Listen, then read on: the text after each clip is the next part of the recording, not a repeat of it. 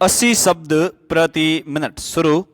महोदय, पंचवर्षीय योजना की रूपरेखा पर अपने विचार प्रकट करते हुए मैंने भ्रष्टाचार को समाप्त करने की ओर आपका ध्यान आकृष्ट किया था।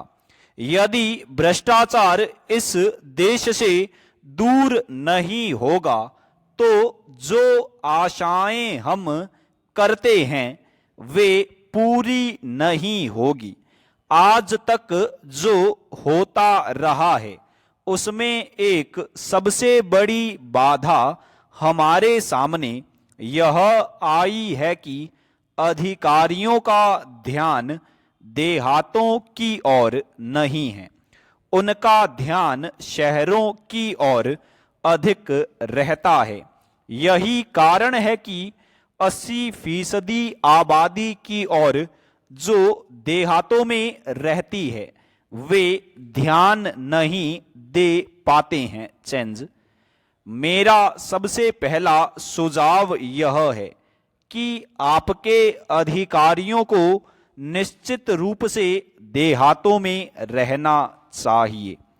जो हरिजन है, आदिवासी है, गरीब लोग हैं, उनके बीच में रहना चाहिए जिससे उनको उनकी समस्याओं का सीधा ज्ञान हो सके।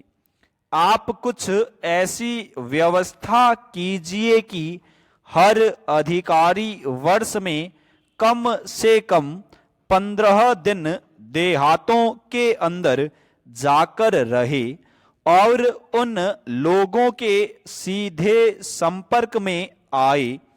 इससे हमारी योजनाओं के कार्यान्वयन में बड़ी सहायता मिलेगी। उनको समझने का अवसर मिलेगा कि योजना को ग्रामवासियों के लाभ के लिए किस प्रकार लागू किया जाना चाहिए। मैं एक दूसरा सुझाव यह देना चाहता हूं कि अधिकारियों को काम करने के लक्ष्य दिए जाएं।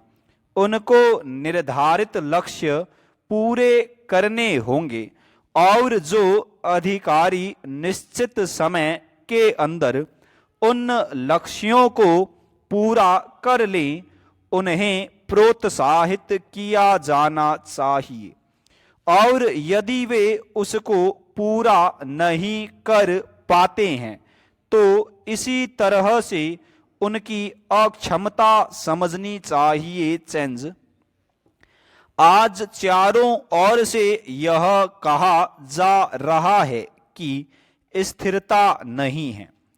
स्थिरता के लिए शांति और व्यवस्था का होना बहुत जरूरी है।